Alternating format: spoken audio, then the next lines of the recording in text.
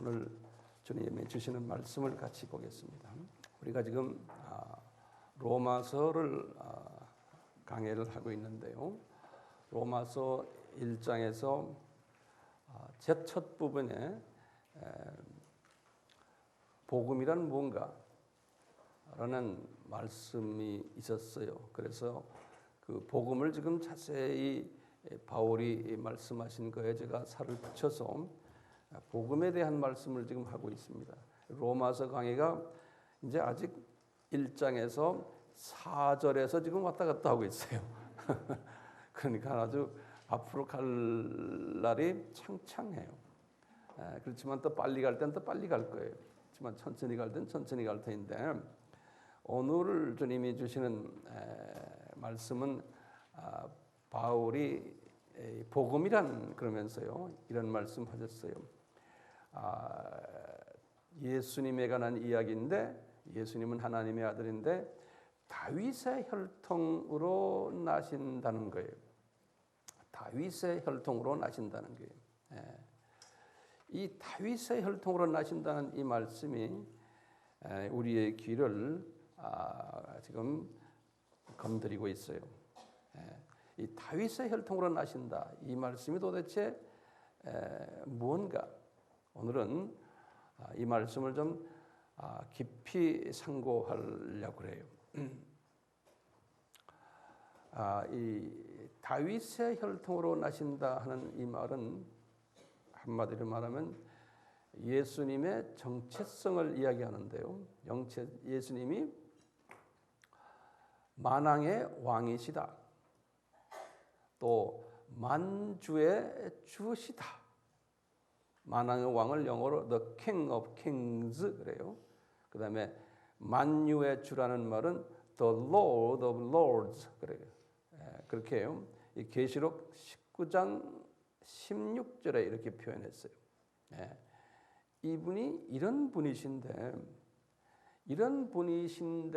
우리 피조물들이 이분에게 이렇게 주님은 만왕의 왕이십니다, 또는 만주의 주십니다, 우리가 아무리 말을 하지만 우리에게는 실감이 안 오는 거예요. 그냥 우리의 그 개념 속에서만 이렇게 말을 하죠. 이 예수님이 이런 분이시다라는 걸 우리가 알 수가 없어요. 느끼질 못해요. 저도 마찬가지고.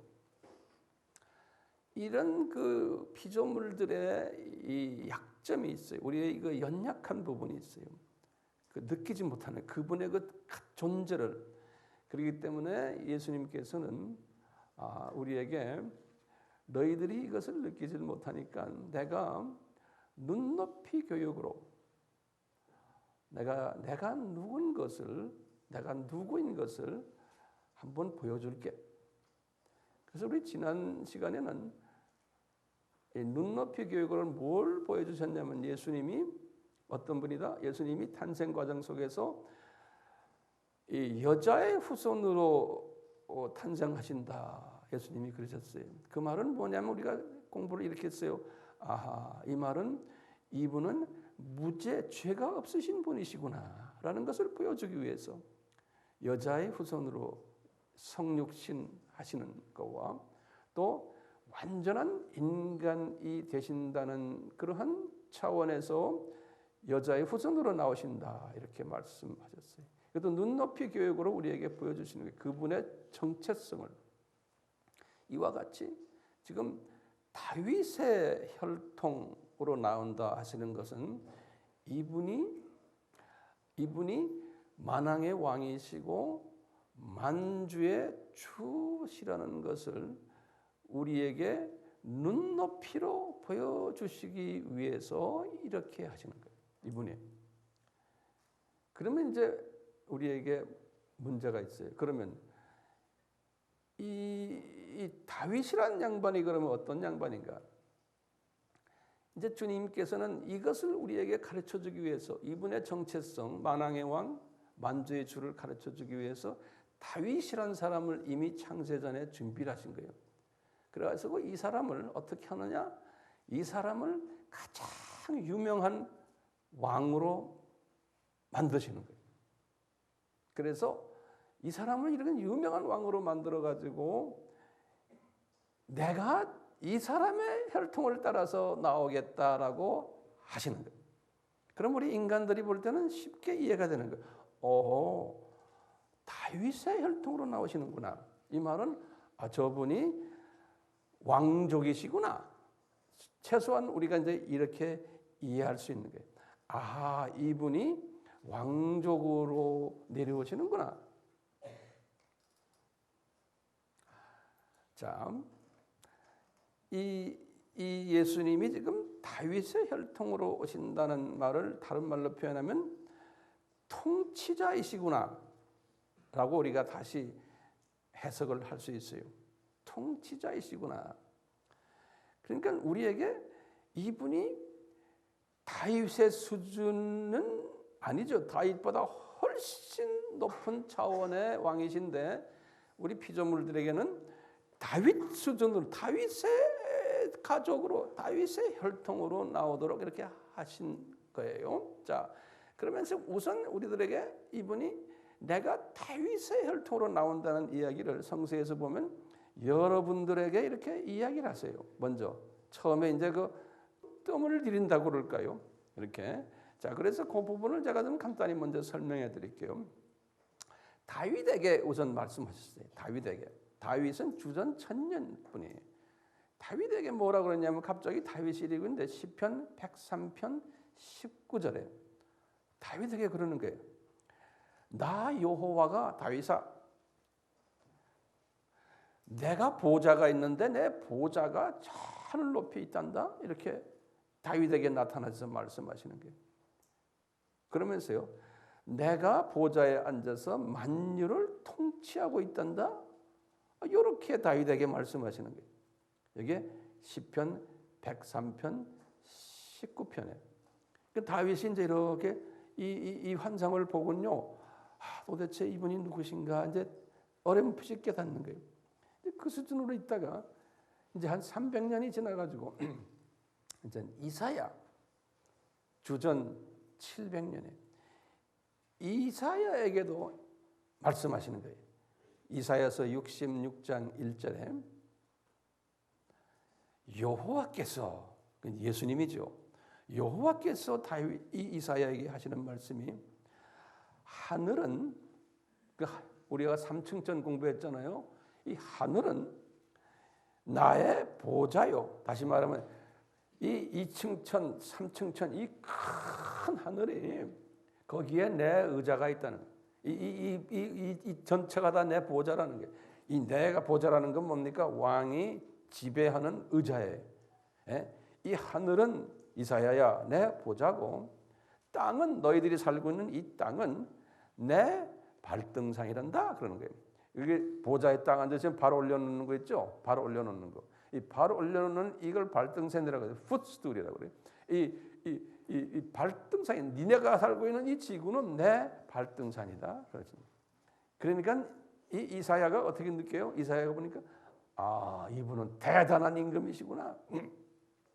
대단한 왕이시구나라는 것을 개념적으로 느끼는 거예요. 개념적으로. 그리고는 예수님이 이제 3년 공생애를 하시고는 이분이 죽으셨다가 부활하시고는 제자들에게 지상 사명을 내리실 때예요. 이제 부활하시고는 지상 사명을 내리시는데 우리 유명한 마태복음 28장 18절에서 이분이 지상 사명은 19절과 20절이에요. 18절에서 이분이 제자들에게 그러는 게, 얘들아, 내가 누군지 아느냐? 아버지가 말이야 나에게 하늘과 땅의 모든 권세를 다 주셨다 그러는 거예요. 그러니까 아버지가 나에게, 그러니까 나는 이 하늘과 땅 1층천, 2층천, 3층천 이 엄청난 이 공간에 만물을 지배하는 고난을 나에게 주셨다 그러십니다. 이거 우리 피조물들은 이해가 안 되죠. 예수님이 지금 이렇게 말씀하시는 거예요. 그렇기 때문에 너희들은 이제 나가서 내가 누군지를 전해라는 거예요. 그 후에 이제 바울이 또 깨달은 거예요. 주후 55년에 바울이 고린도전서 15장 27절에서 28절에 바울이 또 깨닫기를 예수님은 만유의 주시고 만물이 그분의 발 아래에 있어서 복종한다는 거예요. 이렇게 말씀을 하셨어요. 자, 이렇게 이제 예수님이 이런 분이시라는 것을 예수님 스스로가 말씀하시는 거예요. 우리 인간들에게. 그렇지만 우리 인간들이 이해가 쉽지가 않죠. 도저히 우리 차원에서는 이분이 이런 분이라는 걸 우리가 감지할 수가 없어요. 자, 그렇기 때문에 예수님께서는 이제 구약을 통해 가지고 자신이 이런 분이라는 걸 왕 중의 왕, 이 우주 만상을 지배하고 있는 분이라는 것을 직접 간접으로 우리 피조물들에게 이렇게 말씀을 하세요.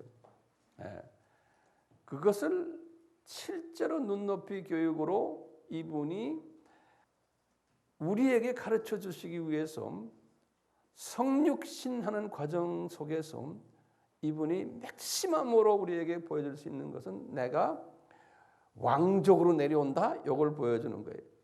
그것도 다윗의 후손으로 내가 내려오겠다. 이것을 보여줄 수 있는 게 최고로 우리 입장에서 이분이 왕권을 가진 분이라고 볼 수 있는 거예요. 그래서 이제 예수님이 이것을 계획하신 거예요. 아브라함을 통해서 계획하시는 거예요. 아브라함을 통해서요. 이제 이런 그 눈높이 교육을 시켜주기 위해서 아브라함에게 계획하셨는데 아브라함의 아들인 이삭 때 아니에요. 그 아들인 야곱 때예요. 야곱 때. 자, 지금부터 잘 들으세요. 야곱 때 야곱이 이 애굽으로 70명 가족들을 데리고 내려갔어요. 자기 아들이 요셉이 정권을 잡았을 때 이제 70명이 내려갔잖아요. 내려가서 이제는 야곱이 나이가 들어서 죽게 됐어요. 거기서 창세기 마지막 이제 장에 나오는 이야기예요. 창세기 마지막이 야곱이 나이 들어서 이제 죽는 장면이에요. 창세기 49장, 50장 이 마지막이에요. 근데 이제 야곱이 이제 죽기 전에 자기 12 아들들을 이렇게 모아놓고는 이제 여호와께서 이 야곱에게 예언을 시키세요. 너 죽기 전에 유언을 좀 해라. 이 아들들을 하나하나 놓고 유언을 해라. 그래가지고 이제 첫째 아들이 누굽니까? 르우벤에게 딱 안수하면서 예언하는 거예요.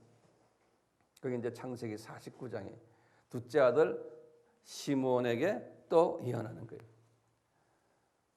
그리고 셋째 아들 레위에게 또 예언하시는 거예요.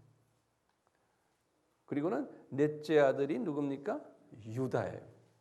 유다에게 딱 예언을 하시는데 첫째, 둘째, 셋째에게 하시는 예언들은 이렇게 우리가 나중에 읽어보면요 별로 좋은 예언들이 아니에요. 네. 그런데 넷째 아들 유다에게는 아주 기가 막힌 예언을 하세요. 이 예언이 엄청나게 중요한 예언이에요. 성경 전체로 흘러가는 예언을 유다에게 딱 던지시는 거예요. 그래서 우리가 한번요 성서를 한번 열어보세요. 이제 창세기 49장 8절에서 우리 10절까지 한번 봅시다. 그러니까 유명한 성서에서 나오는 말씀이 아주 유명한 말씀이에요. 보시면 이제 아버지 야곱이 하시는 예언이에요. 유다야, 너는 내 형제의 찬송이 될지라 그러는 거예요. 너는 내 형제의 찬송이 되겠다는 거예요. 첫째, 이게 첫째 이제 블레싱이에요. 둘째 블레싱은 뭐냐면요. 내 손이 내 원수의 목을 잡을 것이요 내 아비의 아들들이 내 앞에서 절하리라. 이게 뭡니까? 내 두 번째 블레싱은 내 손이 내 원수의 목을 잡는다는 거예요. 굉장히 파워풀한 블레싱이에요. 세 번째는 뭐라고 그랬냐면 내 아비의 아들들이, 그러니까 다른 형제들이에요, 내 앞에 절하게 된다는 거예요. 그리고 9절이에요. 유다는 사자 새끼로다 그러는 거예요. 그게 이제 네 번째 특색이에요. 너는 사자 새끼다. 그리고는 또 하시는 말씀이 내 아들아 너는 움킨 것을 찢고 올라갔도다. 그의 엎드리고 웅크림이 숫사자 같고 암사자 같다는 거예요. 그러니까 너는 숫사자와 암사자라는 거예요. 이렇게 이제 이분에게 이야기하는 거예요. 그리고는 10절에 가서 이런 말씀을 해요. 10절이 굉장히 중요한 말씀이에요. 10절에다가 동그라미를 크게 쳐놓으세요. 동그라미를, 그리고는 아주 색깔 있는 걸로 내가 색깔 칠하라 할 땐 칠을 하세요. 색깔을 어디다 칠하냐면 홀이 유다를 떠나지 아니하며, 그래서 홀이라는데, 그래서 그 옆에다가 노트에다 적어놓은 홀이라는 뜻이 뭐냐면 그 유대 말로 히브리 말로는 뭐냐면 쉐베트라는 말이에요. 쉐베트라는 말인데 이 말은 지팡이라는 소리예요. 영어로는 the scepter 그랬죠. scepter. 이건 지팡이가 무슨 지팡이냐면 치리자의 지팡이라는 소리. 치리자의 지팡이. 이 통치하는 자의 지팡이. 그래서 이것을 호를 이제 뭐라고 우리 신학자들이 이야기하냐면 이거는 왕권이다. 왕권. 그러니까 유다야, 왕권이 너를 떠나지 아니하며 치리자의 지팡이가 거기 홀이에 그 발 사이에 떠나지 아니하기를. 계속 왕권이 네 후손들에게 이제 내려온다는 거예요. 그런데 그 다음에 중요한 말이에요. 실로가 그랬어요. 이 실로에다가 또 동그라미를 크게 쳐놓으세요. 실로. 이 실로는 샬라라는 이 히브리 말인데요. 이것을 쭉 이제 좀 이따 내가 설명하겠지만요. 이 실로는 뭐냐면요. 이제 메시아를 이야기하는 거예요. 메시아가 오기까지 미치리라. 이 말은 뭐냐면 메시아가 올 때까지 네 후손들이 다 왕권을 가지겠다는 거예요. 메시아가 올 때까지. 다시 말하면요, 메시아가 오면은 이제는 네 유다 후손들의 왕권이 멈춰진다는 거예요. 네, 요거 이해가 됐어요? 예. 실로는 누구라고 그랬어요? 메시아라는 소리예요. 자, 우선 이렇게 접어놓고요.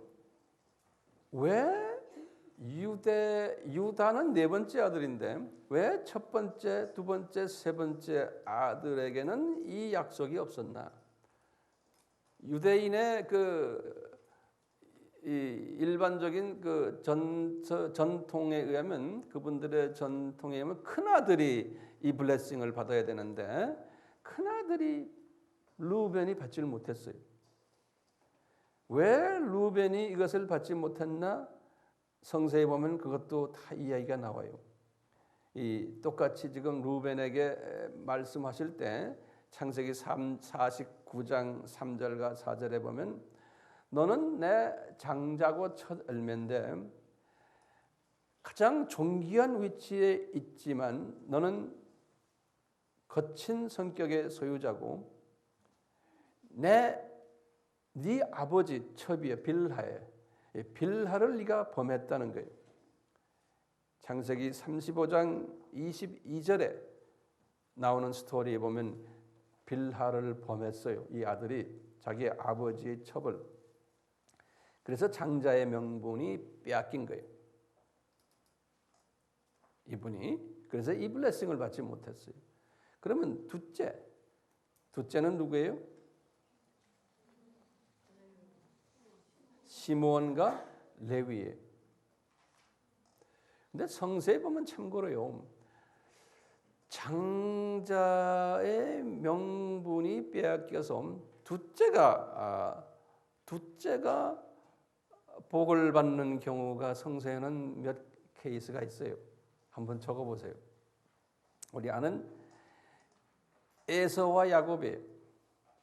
에서가 장자인데 하나님이 야곱을 들어 쓰셨어요. 또는 우리 알다시피 가인과 아벨이에요.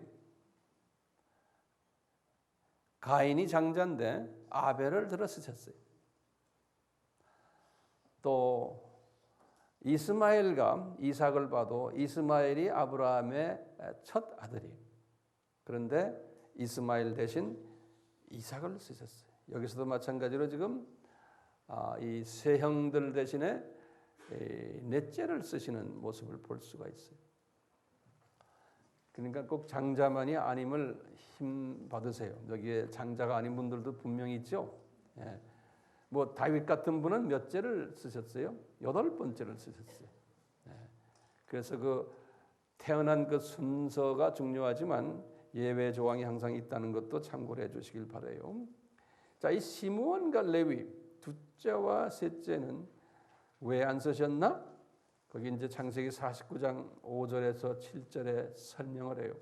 유다가 이렇게 손을 놓고 기도할 때 설명을 해요. 너는 칼과 폭력을 사용했다는 거예요. 분노를 가진 사람이라는 거예요. 혈기가 충천하다는 거예요. 왜냐하면 자기 여동생 디나를 히위 족속들 하몰의 아들 세겜이라는 사람이 그 자기네 시스터 디나를 겁탈했어요. 그래서 이 족속들을 다 죽여버렸어요.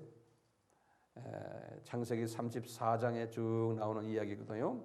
이런 것 때문에 하나님께서 유다를 사용하신다라는 거예요. 그럼 이렇게 가만히 보면요, 만약에 이 형제들이 이렇게 안 했으면은 유다가 그러면 쓰임 받지 못했을까요? 이것도 우리의 질문 중에 하나예요. 근데 소위 이 칼빈주의에서는 이것은 하나님의 계획이었다라고 보는 거예요. 유다를 쓰시려고 하나님이 이렇게 계획하셨다, 이렇게 보시면 되겠어요. 이 실로라는 말이요, 실로라는 말, 여기에 대한 설명은 상당히 복잡해요. 그런데 이제 이런저런 이제 문서에 보면요, 실로라는 뜻이 뭐냐면 영어로는 이렇게 말했어요. Which belongs to him. 이 영어로는 이렇게 which belongs to him. 다시 말하면 그에게 속한 것, 이런 뜻이에요. 본래 뜻이 그에게 속한 것. 그래서 이 실로라는 말을 NIV 영어 성경에는 실로라고 쓰지 않고 which belongs to him 이렇게 써놨어요. NIV 성경에서는요. 요 말은 뭐냐면 뭐에 속해 있다, 이런 말은 뭐에 속해 있느냐? 통치권이 그에게 있다. 다시 말하면 이 통치권이라면 sovereignty power, sovereignty power belongs to him. 통치권이 그에게 있다라는 의미가 실로라는 뜻이에요. 다시 말하면요, 보세요. 쭉 유다부터 시작을 해서 유다의 후손들이 왕권을 가질 터인데 언제까지 왕권을 가지요? 실로가 나타날 때까지라는 거예요. 다시 말하면요, 이 구약에 나타나는 유다의 후손들의 왕들은 이게 가짜 그림자 왕들이었다는 거예요. 그러다가 실로가 진짜 왕권을 통치권 가진 자가 나타날 때는 끝난다는 거예요. 이쪽 왕권이. 예. 그러니까 진짜 통치자가 나타날 때.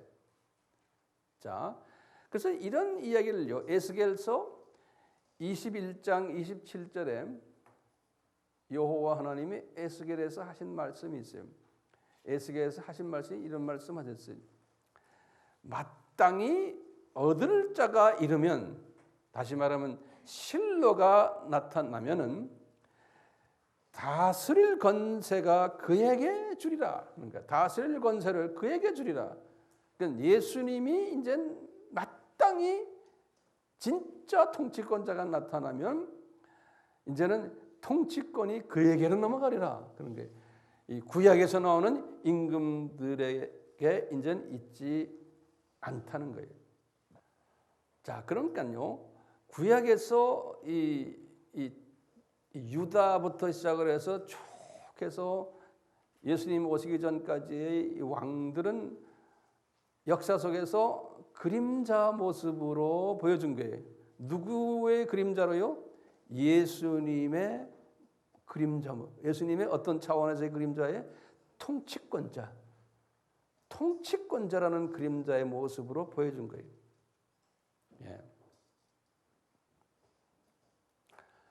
자, 그럼 우리가 잠깐 한번요. 이 다윗의 역사를 잠깐 한번 볼 필요가 있어요. 이제 이 아브라함이 이스라엘 사람의 역사의 시작인 선조니까요. 우리 마태복음 1장을 잠깐 열어봐 주세요. 이 마태복음 1장 우리 1절에 그랬죠. 아브라함과 다윗의 자손 예수 그리스도의 세계라 그랬죠. 그렇게 해놓고 이제 아브라함부터 쭉 해서요. 거기 이제 하나하나 보시면 그 성경에다가요. 이렇게 사람 이름에다가 동그라미 좀 쳐보세요. 자, 아브라함에다 이제 성경을 좀 지저분하게 하세요. 네, 그래야 돼요. 뭐 너무 더러우면 나중에 딴 거 사면 되잖아요. 네, 아브라함 동그라미 치시고 그 다음에 이삭, 그 다음에 야곱이 나와요. 야곱의 12아들 중에서 지금 누구가 나오냐면 유다가 나와요. 거기 유다 나오죠. 예? 유다가 나오는 거예요. 예수님의 지금 족보예요. 육신의 예수님의 족보예요. 그리고는 베레스가 나와요. 요 세라라는 여자하고 관계에서요. 그 다음에 헤스론이 나오고 람이 나오고 아미나답이 나오고 그 다음에 나손이 나오고 성경에다 동그라미 안 치는 사람이 있어요. 그 다음에 라합과의 관계에서 라합의 남편인 살몬, 이 라합이 거기에 등장을 해요. 그 다음에 룻이 등장해요. 룻의 남편 보아스를 통해서. 그리고는 오벳, 이세, 다윗 이렇게 나와요. 14대예요. 이렇게 씌워보시면 이렇게 나오거든요. 그래갖고는 성서에 보면요. 다윗을 어떻게 표현했냐면 너는 여호와께서 이래요. 너는 이스라엘의 주권자다 그러는 거예요. 다윗을 자꾸 높이시는 거예요. 너는 존귀한 자다. 사무엘하 7장 9절이에요. 예. 그런데 이제 이 사무엘하 7장 8절에 뭐가 나오냐면 다윗을 왕으로 만드는 장면이에요. 다윗을 왕으로 만들면서 이제 다윗이 보고 하는 소리가 사무엘하 7장 8절에 너는 이스라엘의 주권자다. 그 다윗은 지금 자기가 지금 왕 됐으니까 이렇게 왕 됐으니까 뻑일 거 아니에요. 그렇지만 예수님의 입장에서는 왜요? 예수님의 마음은 뭘까요? 내가 너를 왕 만든 것은 그림자다. 에? 너와 이제 많은 이제 후손들이 왕들 많이 나올 텐데 진짜 실로가 올 때까지 너희들이 왕노릇하면서 사람들이 이렇게 보다가 나중에 진짜 왕이 내가 나타날 때 너희들이 이분이 진짜 왕이구나. 이것을 가르쳐 주기 위해서 너희들이 지금 드라마에서 지금 드라마 스토리를 만드는 사람들로 보시면 돼요. 그래서 다윗을 이렇게 사용하시는데요. 보세요. 다윗이 이제 이스라엘의 첫째 왕은 누구예요? 다윗 바로 전에 누굽니까? 사울이잖아요. 그 사람은 유다 지파가 아니잖아요. 그 사람은 무슨 지파예요? 베냐민 지파예요. 그러니까 하나님이 접어버리는 거예요. 그래가지고 이제 유다의 아버지 야곱이 이언한 그대로 이제 다윗을 이제 진짜 왕으로 만들어 가지고 하는데요. 신기하게 보세요. 다윗이 왕 된 후에 다윗의 아들인 솔로몬이 이제 왕이 되는 거예요. 근데 신기한 게요. 어떻게 솔로몬이 왕이 될 수가 있어요? 다윗이 처가 꽤 많았는데요. 그 중에 가장 마지막 처가, 그것도 별로 안 좋은 레코드를 가지고 있는 밧세바를 통해 가지고 나온 아들이에요. 밧세바가 아들이 넷이 있었거든요. 그 중에 네 번째 아들이 솔로몬이에요. 밧세바예요. 역대상 3장 5절에 보면요. 근데 그 솔로몬을 통해서 이제 왕권을 이제 연결시켰는데, 이 솔로몬이 우상을 많이 섬기면서 두 나라로 갈라졌잖아요. 남쪽 왕은 누가 가졌어요? 그 아들 르호보암이 가지고, 그 다음에 이제 북쪽은 군대 장관인 여로보암이 가진 거예요. 그래가지고 지금 두 킹덤에 왕들이 주르륵 나오는데 20명씩이에요. 왕들이. 그렇죠. 그러니까 그 나라에 20명 토탈 40명의 왕들이 나오는 거예요. 그러다가 남쪽 왕은 언제 끝났어요? 20대 시드기야 왕 때 끝났어요. 시드기야 왕 때 586년에 주전. 그리고는 북쪽 왕은 그 전에 호세아 왕이에요. 북쪽의 마지막 20대 왕이 호세아 왕인데 주전 722년에 왕이 끝났어요. 그러니까 이스라엘은요, 이 마지막 왕이 끝나면서 그다음부터는 이스라엘에는 왕이 없었어요. 왕이. 그러면서 소위 이 강대국이 그 나라를 지배한 거예요. 북쪽부터 지배 시작한 게 아수르 제국이 860에서 626년. 그리고는 남쪽도 이제 지배를 했어요. 그러다 이제 바벨론 제국이 들어와 가지고 또 626년에서 539년. 페르시아 제국이 539년에서 330년. 그리스 제국이 330에서 63. 그리고는 로마 제국이 주전 63에서 주후 476년이에요. 이렇게요, 이 제국들이 그 나라를, 이스라엘을 지배해버린 거예요. 이제는 왕들이 없는 거예요. 그런데 이 신기하게요, 이 제국들이 이스라엘 나라에 어떤 자치권을 줬냐면 장로들의 모임이에요. 그것을 또 우리는 공회라고 그러죠. 산헤드린. 우리 같으면 약 한 70명 정도 되는 국회 같은 거예요. 그 나라의 중진들의 모임이 있는데 공회예요. 여기에다가 이 제국들이요, 어느 정도의 왕권을 허락했어요.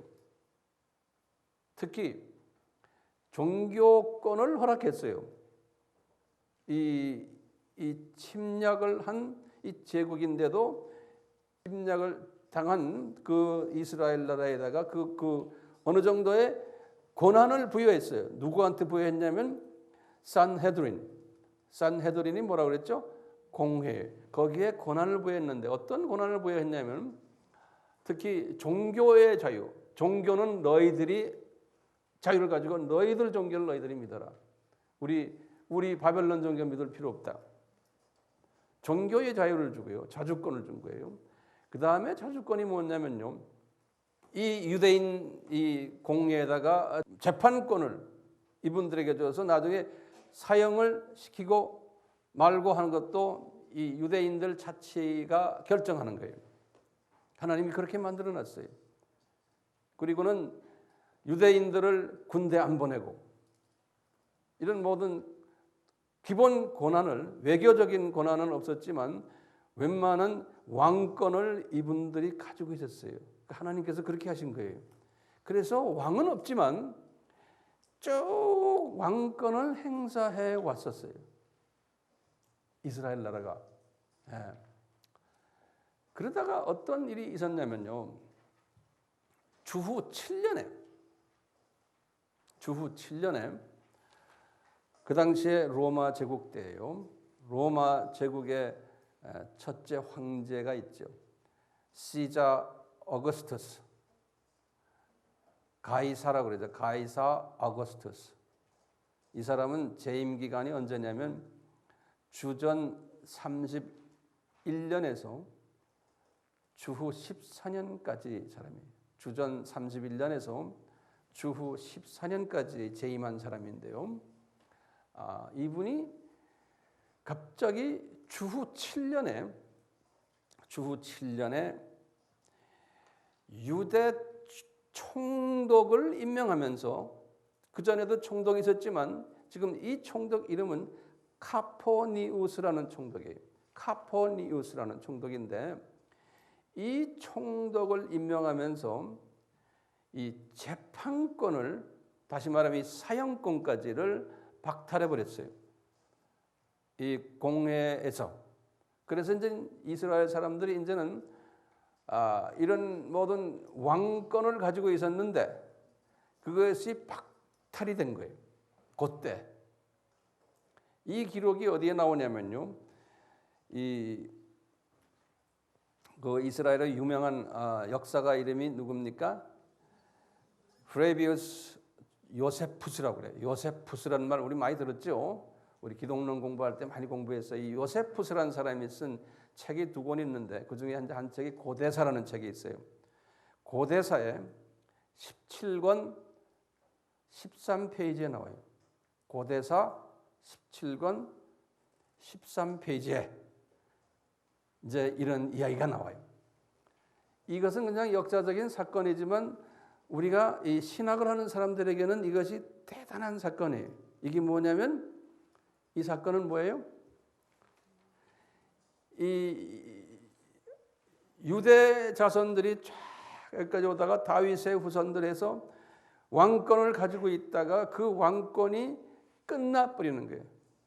언제 끝난다고요? 실로가 나타나면 끝난다는 거예요. 그렇죠? 그러니까 실로가 나타났어요? 안 나타났어요? 주전 몇 년에 나타났어요? 주전 4년에 나타나신 거예요. 그러니까 실로, 진짜 왕권을 가진 분이 나타나니까 이런 사건이 일어났던 거예요. 그렇기 때문에 우리가 알다시피 예수님의 십자가의 사건을 결정을 할 때도 이스라엘 사람들이 대제사장이나 당신은 사형감이다 하지만 그분들이 공회에서 사형을 결정을 못했어요. 과거에는 했는데, 그래서 누구한테 이 사형 결정을 부탁했어요? 빌라도에게. 빌라도가 그 당시에 로마 총독이었거든요. 그래서 빌라도가 결정을 내린 거예요. 왕권을 빌라도가 가지고 있었던 거예요. 자, 그리고는요, 우리 성서 한번 열어봐 주세요. 이사야서 11장. 이사야서 11장. 이사야에게 하시는 말씀이에요. 이사야는 주전 몇 년이에요? 700년 분이세요. 그렇죠? 그런데 지금 이사야가 주전 700년 분이신데 주전 1000년대 분의 이야기를 하는 거예요. 벌써 자기보다 300년 전에 분 이야기를 하는 거예요. 이사야가요. 그 여호와께서 그렇게 알려주는 거예요. 이사야한테. 그러면서 뭐라고 그러냐면 이새의 줄기에서, 이새가 누굽니까? 다윗의 아버지예요. 그렇죠? 예. 300년 전 이야기예요. 이새의 줄기에서 한 싹이 나며 그 뿌리에서 한 가지가 나서 결실할 것이요. 그러면서 2절 보세요. 여호와의 신이, 이 여호와의 신은 무슨 신, 뭡니까? 성령님이에요. 여호와의 신, 그러면서 그 성령님을 곧 하면서 다른 모습으로 또 설명해요. 지혜와 총명의 신이요, 모략과 재능의 신이요, 지식과 여호와를 경외하는 신이 그 위에 강림하시리니. 거기다 줄을 꺼내서 그 위에 강림하시니. 누구 위에 강림해요? 예? 이새의 줄기에서 한 싹이 나며 그 뿌리에서 한 가지가 나서 결실할 것이요. 그러면서 그 한 싹에 누가 강림해요? 여호와의 신이 강림하신다는 거예요. 자, 그럼 이거 잘 보세요. 여러분들 지금 누굴 이야기하냐면 여기에서요. 지금 마리아를 이야기하는 거예요. 마리아가 누구의 신임에서 아기를 가졌어요? 성령님이. 마태복음 1장 18절에. 그 다음에요. 누가복음 1장 35절에 보시면 이 가브리엘 천사가 마리아에게 이런 말씀하세요. 성령이 내게 임하시고 지극히 높으신 이의 능력이 너를 덮으신다는 거예요. 나실 바 거룩한 자는 하나님의 아들이라 일컫는다. 이렇게 가브리엘 천사가 마리아에게 말씀하시는 거예요. 자, 그렇다면 이 마리아가 이걸 딱 받고는 응답했죠. 이분이 누구시다 쭉 이야기하는 장면에. 자, 그렇다면 마리아가 그러면 이새의 줄기에서 나온 분이에요? 예? 마리아도 이새의 줄기에서 나오신 분이에요. 그리고 누구예요? 그 남편 요셉도 이새의 줄기에서 나오신 분이에요. 그걸 우리가 잠깐 한번 봐요. 우리가요, 우선 누가복음을 보세요. 누가복음 3장 23절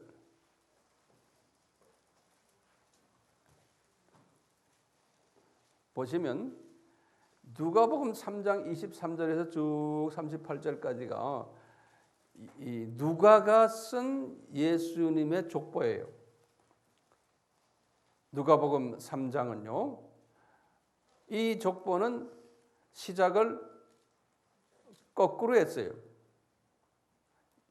예수님부터 시작을 해서 저기 나중에 아담까지 가요. 그 족보를 쭉 보시면. 근데 그게 지금 누가복음의 족보가 뭐가 나오냐면 예수님이다 하니까 예수님의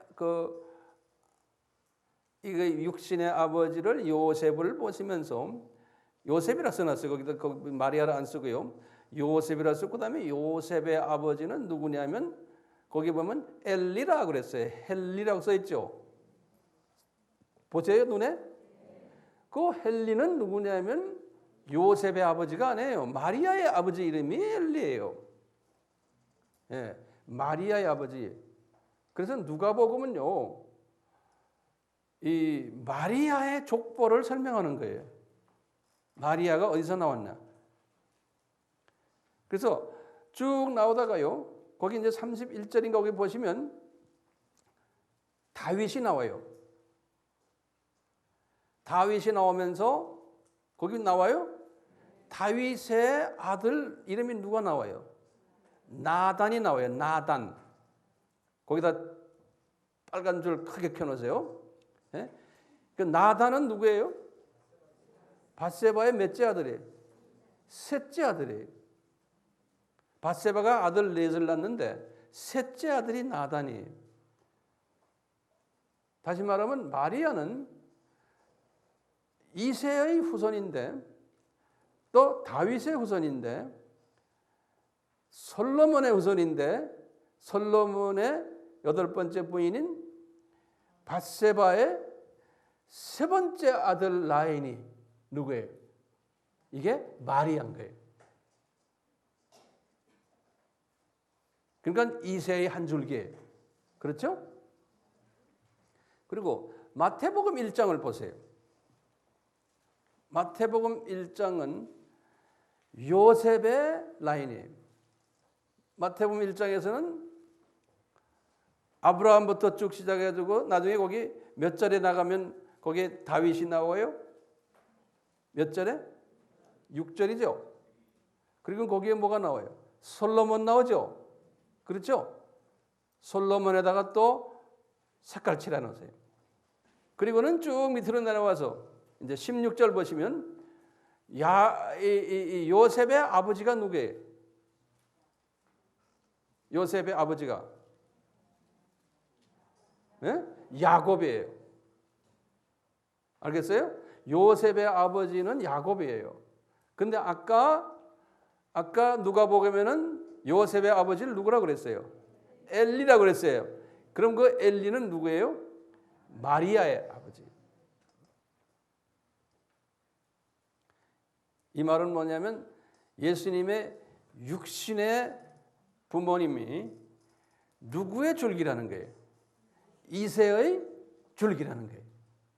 근데 그 이새의 줄기에 성령님이 와서 딱 자리 잡는다는 거예요. 그래서 이제 예수님이 나오셨다는 거예요. 지지난 시간에도 우리가 공부했지만 성령님이 잠깐 고석에 그냥 계셨다는 건 성령님은 누구의 영이에요?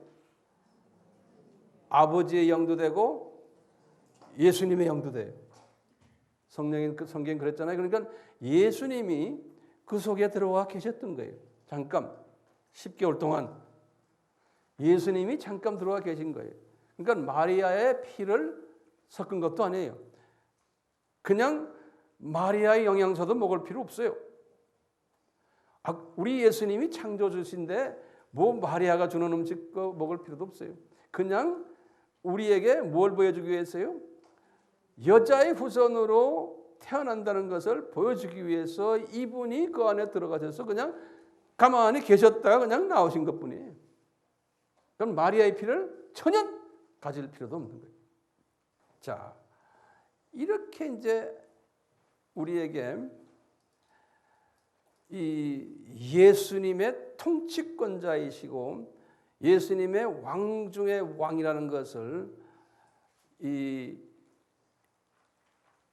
다윗 왕의 이 왕권의 이 역사를 보면서 우리에게 가르쳐 주는 거예요. 그러니까 다윗 왕이 왕이라는 것은 예수님의 왕 중의 왕이라는 것을 보여주기 위한 하나의 그림자구나. 이렇게 우리가 이제 정리하면 되겠어요. 자, 그렇기 때문에 이 하나만 가지고도 우리가 이해가 힘드니까 하나님께서 또 어떻게 하신지 아세요? 잠깐 우리 하나님은 되게 자상하세요. 예수님이 인간으로 태어나실 때 어디에서 태어날 것까지 다 계획하신 거예요. 왜? 우리에게 그분의 왕 중의 왕을 가르쳐 주시기 위해서. 그래가지고 주전 700년에 미가에게 이야기하는 거예요. 미가야. 거기에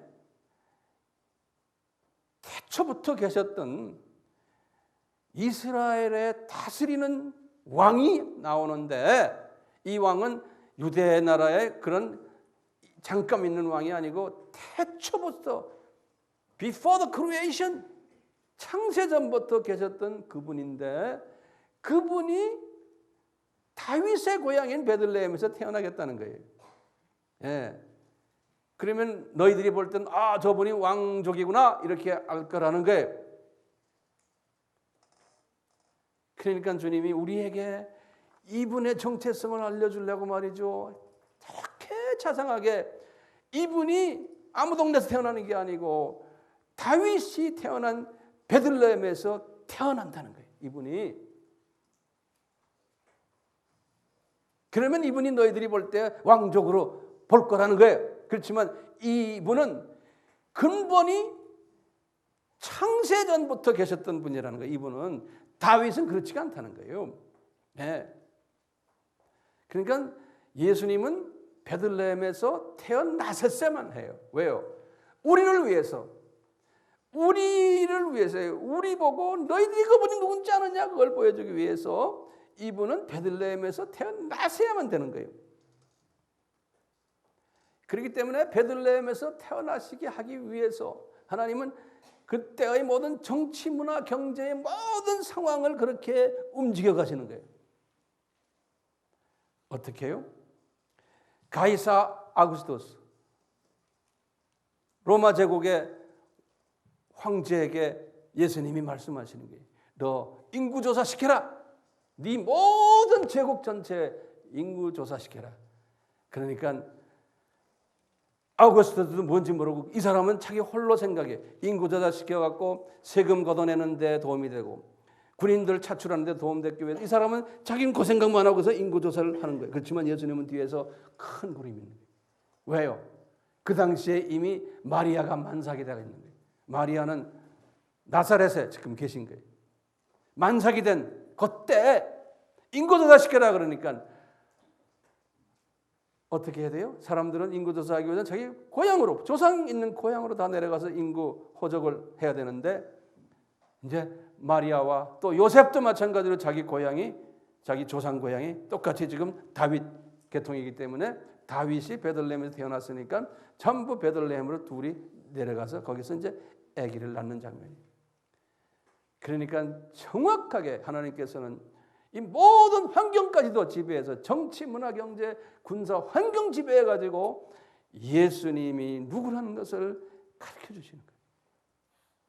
뭐 이분이 베들레헴에서 안 태어나도 괜찮아요. 그렇지만 우리에게 이 예수님의 정체성을 알려주기 위해서 지금 주님께서 이렇게 하시는 거예요. 딱 거기서 태어나자마자 어떻게 해요? 하나님이 예수님께서 그랬어요. 예수님의 별이 그랬어요. 예수님의 별, 동방박사에게 나타나신 거예요. 그러니까 예수님의 별의 모습을 해가지고 동방박사에게 저기 좀 이란 이락 쪽에서 나타나가지고 너 빨리 유대인의 왕 중의 왕이 나타났다. 한번 가서 경배하라. 그러니까 이분들이 예수님한테 가는 장면 우리 알잖아요. 이렇게 해서 주변 사람들이 다 볼 때요. 아, 저 아기는 왕 중의 왕이구나. 특수한 왕이시구나. 라는 것을 보여주기 위해서. 그래서 지금 바울이 로마서에 쓰시는 게 이 복음은 뭐냐? 이 복음은 하나님의 아들이 다윗의 혈통으로 내려오신다는 그 자체, 그것이 복음의 중요한 요소 중에 하나라는 거예요. 제가 이 모습을 이렇게 보면서 제가 혼자 묵상을 해요. 예수님이 이 다윗의 혈통으로 오신다고 해서 실제로 이렇게 오실 때 그 숨겨진 예수님의 마음이 뭘까요? 왜 우리에게 이런 모습으로 오시겠다고 이렇게 긴 역사 속에서 우리에게 가르쳐 주십니까? 그러면 내 마음속에 이런 게 딱 떠올라. 우리가 섬기는 이 예수님은 참 피조물을 배려하시는 분이시구나. 저는 이 생각을 많이 해요.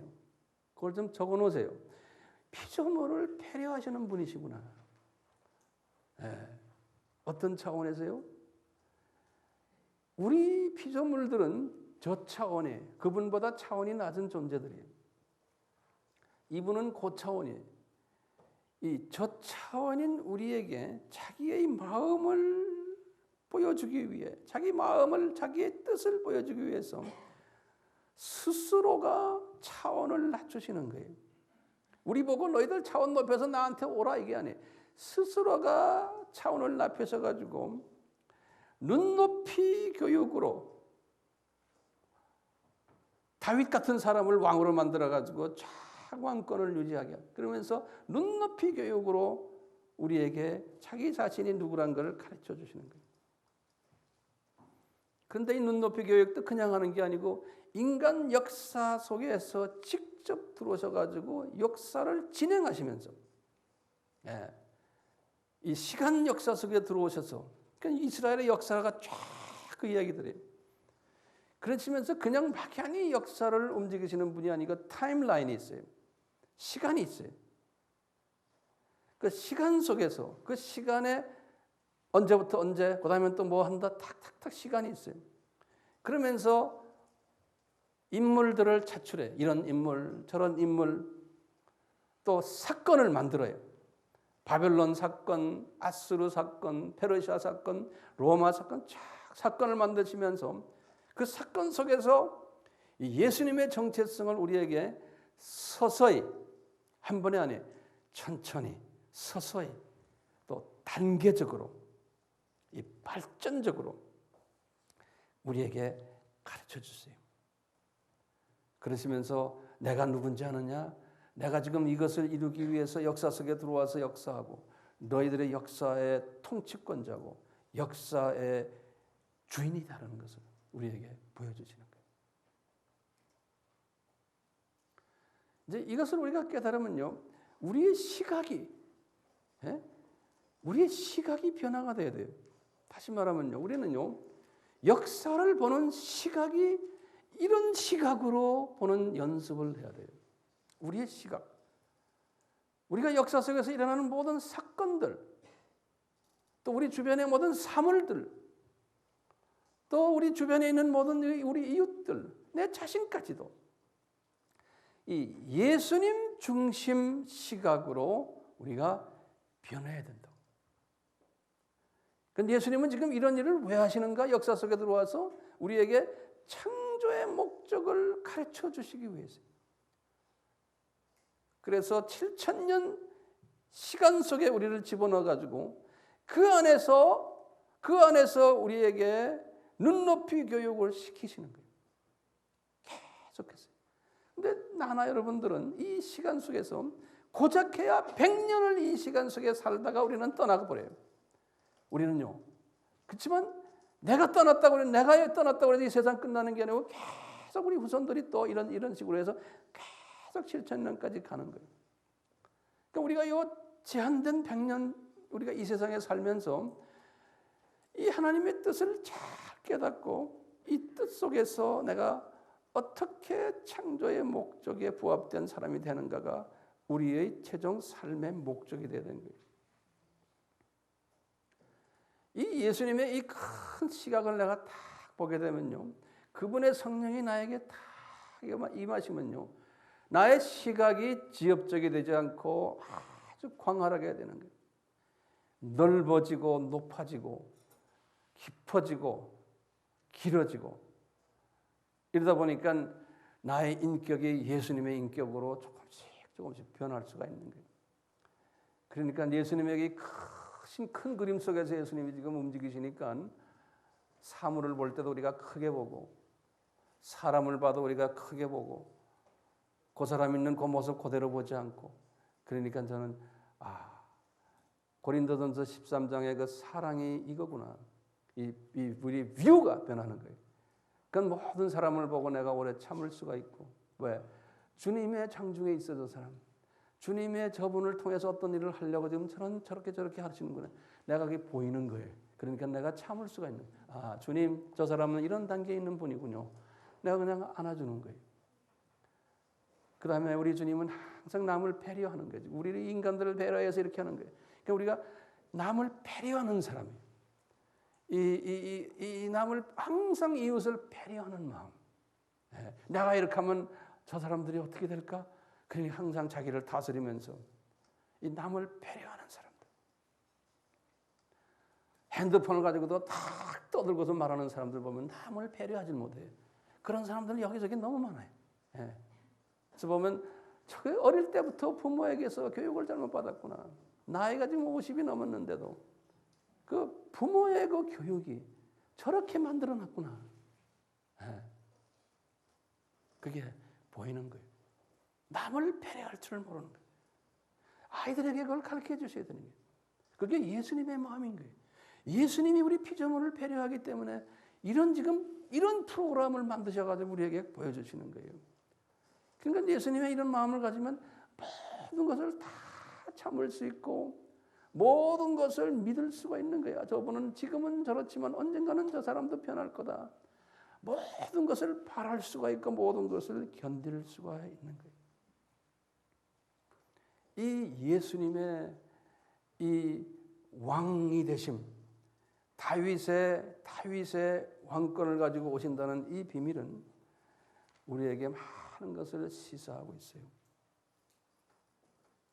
오늘 복음에 대해서 바울이 하신 말씀 중에 한 부분인 이 다윗의 혈통으로 오신다는 이 속에 이러한 보이지 않는 비밀이 숨겨 있음을 같이 나눴어요. 우리가 이런 예수님을 섬기고 있어요. 우리 이 예수님이 우리의 왕이세요. 나의 왕이세요. 이것을 깨닫게 하기 위해서 이분이 지금 이런 드라마를 우리에게 보여주시는 거예요. 그러니까 우리가 예수님이 나의 왕이라는 것을 우리가 깨닫게 되면요, 왕의 입장에서 어떤 신하가 가장 이뻐요? 왕의 입장에서 왕에게 복종하는 신하가 가장 이쁜 거예요. 우리가 그냥 그분이 왕이라니 내와 그분과의 관계에서 야, 너 나 이제 왕인지 알지? 너 나에게 복종해라. 그러면 내가 뭘 복종합니까? 그러면 내가 가르쳤잖아. 내가 가장 원하는 게 뭐였냐? 성경 들여다봐라. 너희들 매일 들고 다니는 성경에 뭐냐? 우상 섬기지 말아라. 나만 섬겨라. 이것이 가장 이분이 우리에게 요구하는 거 아닙니까? 그리고는 이것 가지고 만방에 다니면서 외쳐라. 이것이 내가 원하는 거다. 그러니까 이거 하는 사람이 내가 예수님은 왕 중에 왕이시군요 하고 말할 수 있는 자격이 있는 거예요. 그리고 왕이시여. 왕이 가장 원하는 게 이거죠. 제가 부족하지만 지금 조금씩 하고 있습니다. 그래서 우리가 지금 선교지도 나가고 이거 다 하는 거예요. 선교지 나갈 때마다 비행기에 앉아서 왕이신 예수님이시여. 제가 시켜서 조금 하고 있습니다. 저 불쌍히 해주세요. 그러시면서 다니시길 바라요. 저는 그러면서 다니고 있어요. 같이 기도합시다. 예수님, 바울에게 하신 말씀, 예수님은 어떤 분이신가? 다윗의 혈통에서 나신 분이라고 하신 말씀, 그 속에 깔려있는 예수님의 마음을 저희들이 섭렵했습니다. 예수님, 우리들에게 그 예수님이 가지고 계신 그 눈높이의 교육을 시키고자 하는 우리를 배려하시는 마음, 이 마음을 우리에게도 허락해 주시옵소서. 예수님의 이름으로 기도드리옵나이다. 아멘. 지금 이 시간은 예수 그리스도의 무한하신 은혜와 하나님 아버지의 극진하신 사랑하심과 성령님의 계속적인 가르쳐 주심과 깨닫게 하심과 순종케 하심이 우리에게 항상 있기를 축원하옵나이다. 아멘.